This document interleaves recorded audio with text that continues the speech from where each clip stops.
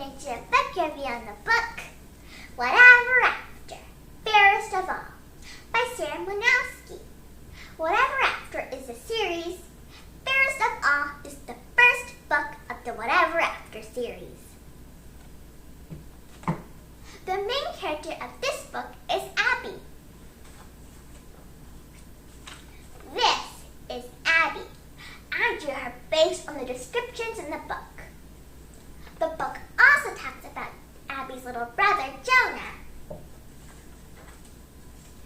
This is Jonah.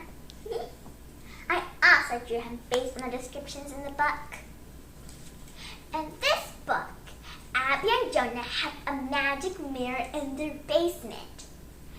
At midnight, all they have to do is knock 3 times on the mirror and it takes them straight into a fairy tale. Isn't that cool? Now here's a little introduction about Abby. Abby is a 10-year-old girl and is in 5th grade. She is super logical and practical. She wants to be a judge when she grows up. Abby just moved to Smithville. Abby has a certain way of doing things, but she sometimes thinks that people in Smithville do everything wrong. For example, making peanut butter and banana sandwiches. Abby thinks the right way is to mix a spoonful of peanut butter, spread the peanut butter on the bread, and then cut the banana into slices.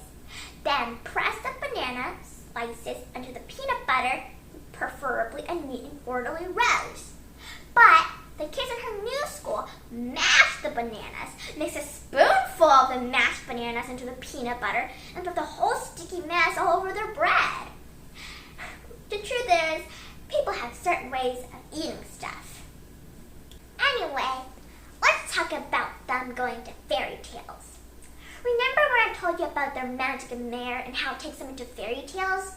Well, this time, in the first book, when they first discover the mirror, they go into the story of Snow White. Let me tell you the original story of Snow White. So everyone knows there once was a princess named Snow White, and she was really pretty. She had an evil stepmother that was really full of herself. And that stepmom loved being the fairest of all. And she had a talking magic mirror, and every day the stepmom would ask that magic mirror who the fairest of them all was. And every day the magic mirror would say that the evil queen was. Until one day, when the magic mirror said Snow White was the fairest of them all, the queen was mad. So she decided that if she got rid of Snow for good, she would go back to being the fairest of them all again. So she asked her huntsman to kill Snow, but the huntsman did not kill Snow White. Phew! Anyway, when the queen discovered that Snow White was still alive and was still the fairest of them all, she decided that if she killed her Snow White herself, instead of trusting someone else to kill Snow. So then, she decided up the plan.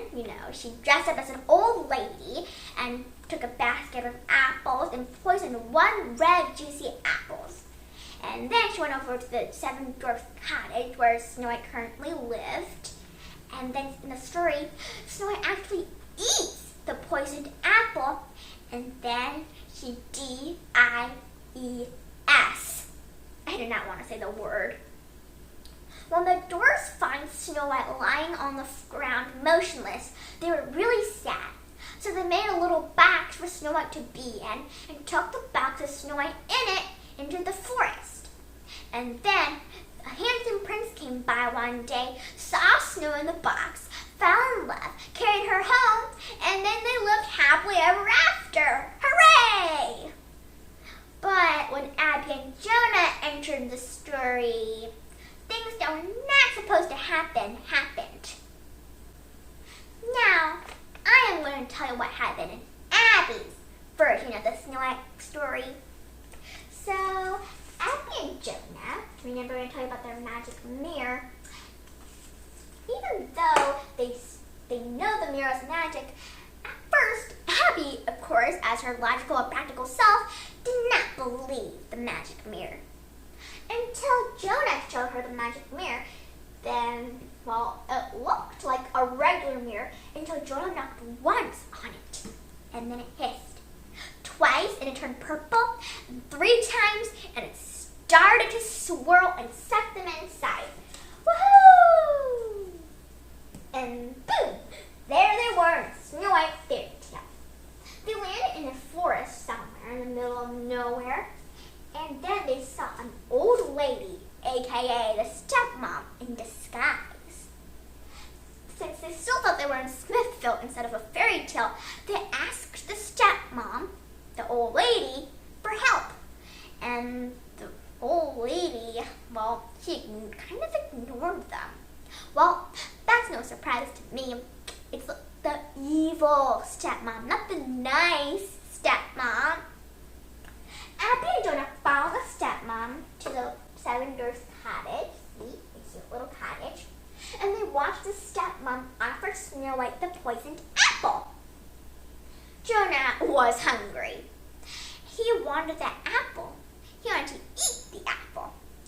So he asked the old lady for the apple, and the old lady refused because the poisoned apple was meant for Snow White, not Jonah.